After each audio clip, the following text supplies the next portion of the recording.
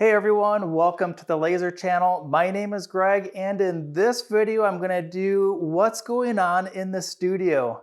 When I bring you videos about different products that I'm showcasing in a video, oftentimes that takes several days to oftentimes several weeks to group everything together to produce a video for all of you.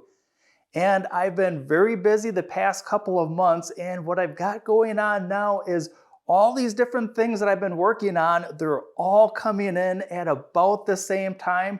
So I thought before I get into a whole bunch of video series on different things, I'd do a video sharing with you what all the different projects are going to be coming up.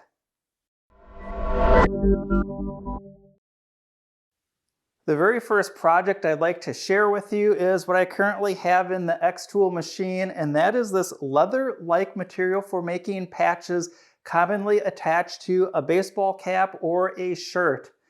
When I was searching out trying to put this project together, it's going to turn into a mini series because the secret component is trying to attach that patch to a hat or a shirt. I went on the internet, searched the forums. Everybody has a different opinion on what works. I've tried some of them. They kind of worked. Some of the glues I've used, they were very messy. It's not until I talked to Josh over at Hydbond, who carries this heat activated material, and I've tested some of this out already. And once you heat activate this onto a hat or a piece of clothing, this stuff does not let go. It's permanently attached, and that's exactly what I'm looking for. Here's what a finished patch looks like. This is the black with, of course, the gold undertone. It really stands out. And off to the side here, you see that I've got a couple test cutouts, some test engraving that I did, and including some solvents that I was using to clean up some of the smoke residue off of this. So I'm learning what not to use to clean that up, and then learning what to use on a final finished product. And this is just some of the work that goes into producing a video, is pre-testing the stuff to make sure what I'm showing you in a video makes sense when you try this at home. Here's a close-up shot of the sample pack that I got from Josh from Hydbond. I've got some pink leather-like material, some brown, some red, two blues. One of these blues has a silver undertone, and then you can also buy just the adhesive by itself. And by the way, all of this material, when it comes in, when you purchase it, already has the Hydbond adhesive on the back ready for you to use right away. The next really exciting thing that I have coming into the shop, and it's due in just a day or two, is the Ikier K1 laser machine. I'm a part of the first group as a content creator to have one of these machines shipped to me. This is something that I'm really been excited for. I was very hopeful that I was going to be a part of the first group to get a machine to premiere this to all of you. And that thing has some really neat features. I'm going to go into that specifically in the video on that machine. But what I found with machines that have unique features, oftentimes you have to use their application software to take advantage of that.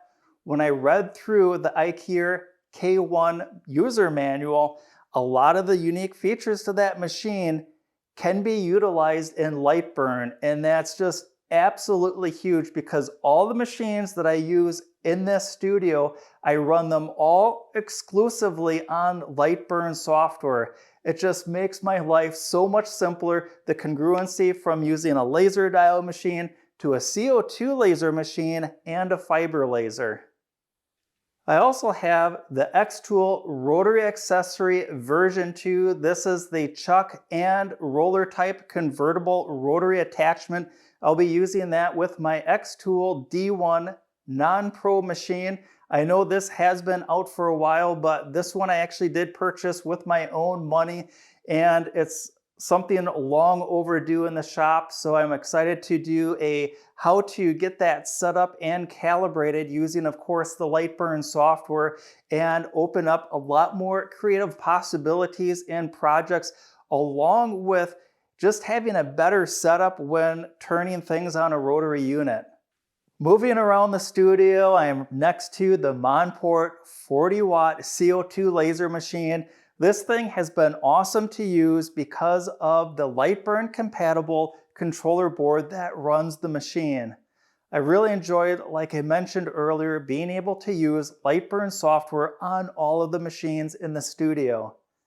I've been working with Monport for the past couple of weeks because they have the next generation Lightburn compatible board for this machine that was sent out yesterday and it's due to arrive tomorrow. So I can't wait to do a how-to video to install that board in this machine. Again, getting it configured and testing it and seeing what the improvements are and letting you know if it's a worthy upgrade if you already have the machine with the Lightburn board in it, or if you have a completely stock machine. I still have even more projects that I've been working on in the background just for you, and that brings me to the CloudRay 50-watt fiber laser machine. If you've seen any of the videos that I've made on this machine, you'll know that it is extremely fast and it is crazy powerful. What I've got next to me is a mini chuck rotary unit, and I have that one set up for turning and engraving jewelry, specifically rings. The other day I had the machine set up to do a pre-record for engraving not the outside of the ring, but the inside of the ring and all the way around the inside of the ring to show you the fine detail that this fiber laser from CloudRay can produce. I'll show you a close-up of that in just a second. The inscription that I have on the inside of this ring is for any of those of you who are a Lord of the Rings fan. The Ring of Power has an inscription that goes all the way around the inside of the ring, and that's exactly what I did to this ring just as practice, and it turned out perfect. And I'm going to be excited to show you that video coming up in just a few weeks. But wait, there's more. There's just one last thing that I'm going to show you before I end this video, and I'm going to reach off camera and pull that into view. It's this. It's the US Cutter 28-inch wide vinyl cutter. I purchased this because since I had the heat presses that I purchased for when I do the heat application patches like this one that I showed you earlier, having a vinyl cutter and having the ability to have an application where I could use heat applied vinyl rather than a leather-like patch simply made sense. Plus, I've been eyeing up vinyl cutters for about the past 2 years. Anytime I went to a craft or a hobby store, I'd always go to the section where they had all of the vinyl cutters, and I've been searching for one and searching for one, and then finally I settled on this SC2. So look for content for this coming up. Along with the heat presses, I have a Weaver hat press.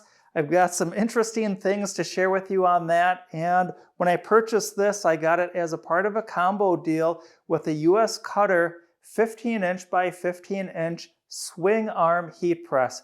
Let me tell you, that US Cutter heat press, that thing is a sturdy beast, and I bring it out when I need to use it, but it's not something I carry around for fun because that thing weighs about 30 pounds, so it's definitely a quality built machine.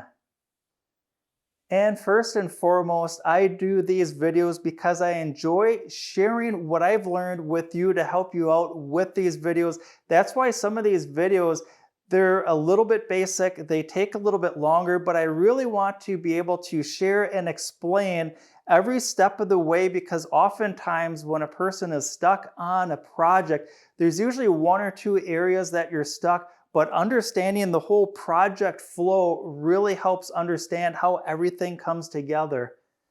There's also a large part of my audience that is people new to laser machines. Many of them that watch my videos comment that they're either buying their first machine or they've only had their machine for about a week and they're really overwhelmed. And I love the feedback that I get from them in the comments, that they're able to watch the video, understand it, and take what they've learned from the video and apply it in their learning with their machine. And I mean, you can't see it, but I'm getting goosebumps from that. But the other thing is, down in the description of the video, you can see that the very top line that I'm adding to the videos now is a PayPal donate. That goes directly to supporting this channel. It supports the materials that I use on this channel that I pay for out of my own pocket. It pays for machinery that I pay out of my own pocket for this. So if you enjoy this and if you'd like to, I'd certainly appreciate a donation. I definitely hate asking for donations, stuff like that, but it's something that I decided that I would add in, because with that donation money goes right back into the channel for all of you to enjoy, whether it's purchasing more materials to make more mini-series or bigger, more elaborate projects. So everything that you do, I appreciate it, whether it's a monetary donation or just simply hitting the like button, the subscribe button, or that notification.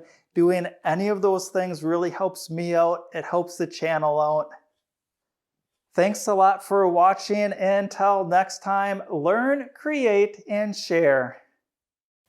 I also have the Xtool Rotary 2, what is it even called?